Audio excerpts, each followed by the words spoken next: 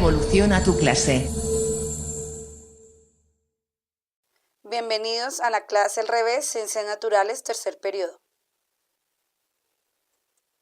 El propósito de nuestra clase es que el estudiante comprenderá y analizará los conceptos de electricidad, energía y magnetismo, y aplicará los principios básicos en la explicación de fenómenos cotidianos. ¿Qué es electricidad? La electricidad es un conjunto de fenómenos producidos por el movimiento e interacción entre las cargas eléctricas, positivas y negativas de los cuerpos físicos. A continuación, te invito a observar el siguiente video.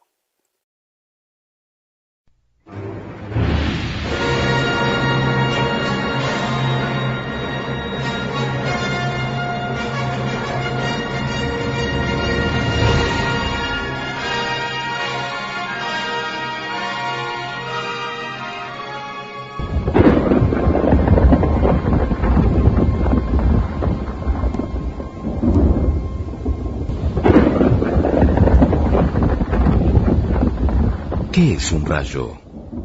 Esta es una pregunta que todos nos formulamos alguna vez cuando niños. Y la respuesta que siempre nos han dado es que el rayo es una gigantesca descarga eléctrica. Nada parece más sencillo de comprender. Sin embargo, no siempre fue así. Por miles y miles de años, los seres humanos no supieron explicar este fenómeno tan impresionante como común. Nadie, ni una sola persona a lo largo y ancho del planeta, sabía qué cosa era la electricidad. Por mucho tiempo, la mejor hipótesis fue que se trataba de una especie de arma con la que los dioses combatían para resolver sus rencillas en el cielo. Pero la electricidad no es un invento ni de los hombres ni de los dioses. Es una fuerza elemental de la naturaleza que existe desde el principio del cosmos. Comprenderla y dominarla fue una tarea de mucho tiempo y no pocos riesgos.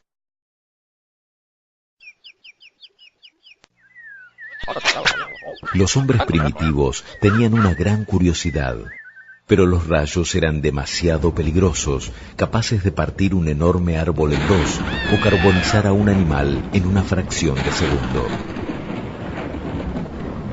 Por fortuna, es posible analizar fenómenos eléctricos más simples. 600 años antes de Cristo, en la ciudad griega de Mileto, un hombre llamado Tales se ocupó de estudiar una forma de electricidad mucho más modesta que el rayo. Los griegos apreciaban mucho una piedra llamada ámbar, que en realidad es una resina de los árboles petrificada a lo largo de millones de años. En su idioma, el ámbar era conocido como electrón. Tales de Mileto notó que luego de frotar el ámbar con una piel o un lienzo, la piedra era capaz de atraer objetos livianos, como por ejemplo una pluma.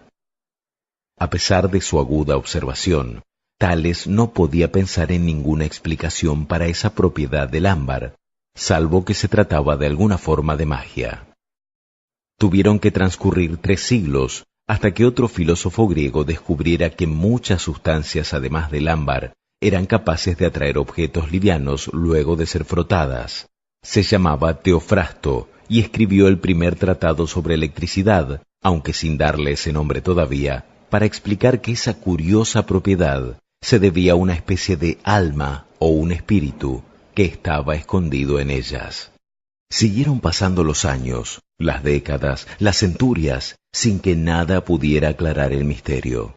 Entretanto, otros fenómenos llamaban la atención de los investigadores, como por ejemplo el magnetismo. Los imanes atraen a otros cuerpos metálicos. ¿Sería esta atracción similar a la del ámbar y la pluma?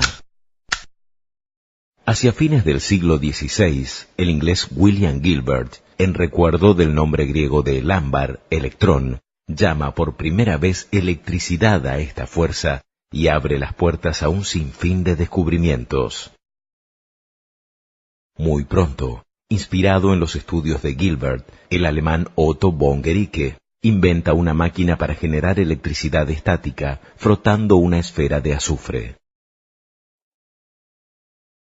Al disponer por fin de una fuente confiable de electricidad, Los científicos comenzaron a estudiarla con mayor empeño, ávidos por descubrir sus secretos. Una de las cosas que más los preocupaba era cómo atrapar la electricidad. ¿Sería posible guardarla en algún tipo de recipiente? Pieter van Musschenbroek, un científico holandés, experimentaba en 1746 con una máquina de von Guericke conectada a una botella llena de agua que él sostenía en su mano. Intrigado porque nada sucedía, tocó el alambre con un dedo y recibió un terrible shock. Tras mucho razonar, comprendió que podía sustituir su mano por una lámina de metal, y así descubrió finalmente cómo almacenar la electricidad para descargarla luego a voluntad.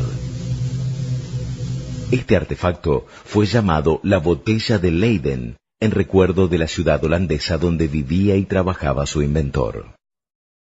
Con la botella de Leyden y el generador de von Guericke, los científicos comenzaron a construir generadores cada vez más potentes, capaces de producir chispas de considerable longitud. A estas alturas, ya todos sospechaban que los rayos producidos en el laboratorio y los que se veían durante las tormentas eran la misma cosa. Pero, ¿cómo confirmarlo?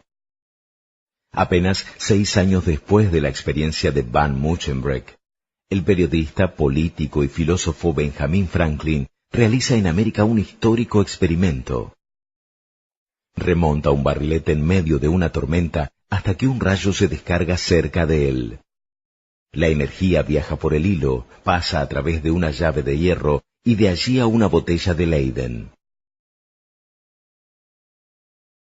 De este modo, Franklin consigue demostrar científicamente que los rayos son un fenómeno eléctrico. Corría el año 1752 y los niños de todo el mundo por fin tuvieron su respuesta.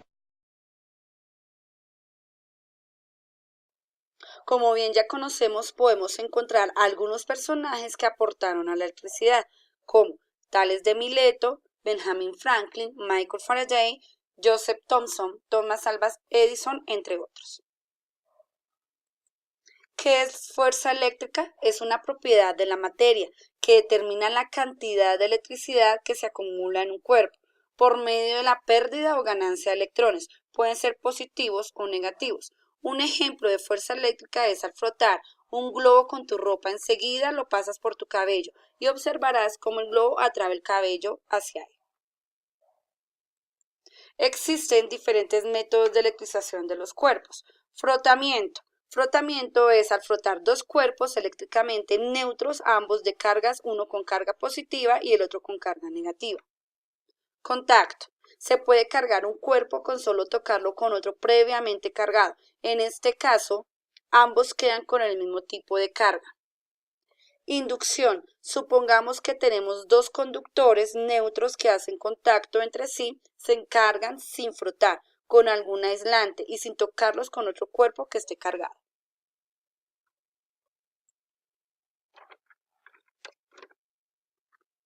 La magnitud de la fuerza eléctrica entre las cargas se denomina ley de Coulomb, en honor al físico francés Charles-Augustin Coulomb, quien investigó la relación cuantitativa de las fuerzas eléctricas entre objetos cargados. Al usar la ley de Coulomb no se tienen en cuenta los signos de las cargas eléctricas, la dirección y el sentido de la fuerza eléctrica. Se determina por la atracción o repulsión entre las cargas. Ahora a divertirnos. Algunas fotografías de nuestros estudiantes haciendo nuestros experimentos.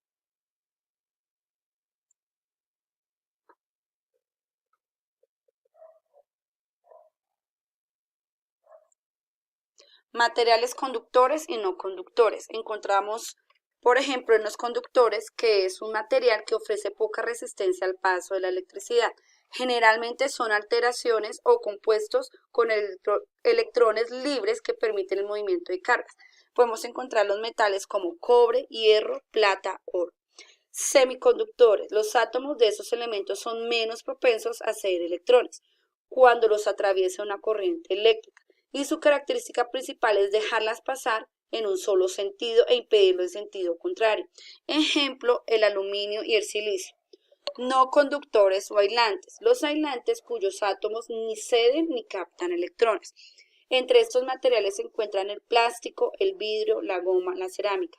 Todos estos materiales y otros similares con iguales propiedades oponen totalmente resistencia al paso de la corriente eléctrica. Campo eléctrico. El campo eléctrico es definido como la fuerza actuando sobre una partícula de prueba cargada dividida por la carga de esta partícula. Ley de Ohm. La ley de Ohm afirma que la corriente I a través de un conductor dado es directamente proporcional a la diferencia de potencial V entre sus puntos extremos. Los elementos de un circuito eléctrico se pueden conectar de tres formas. Un circuito en serie, como de esta forma, un circuito en paralelo y un circuito mixto. ¿Qué es magnetismo? Magnetismo o energía magnética es un fenómeno físico, ejercen fuerzas de atracción o repulsión. Hay minerales con estas propiedades, como el níquel, hierro, cobalto, sus aleaciones imanes son influidos por un campo magnético. Espero que haya quedado claro nuestra clase. Ahora vamos a realizar las siguientes actividades. Magia. Muy bien. Le van a dar un fuerte aplauso. Muy bien, Anita.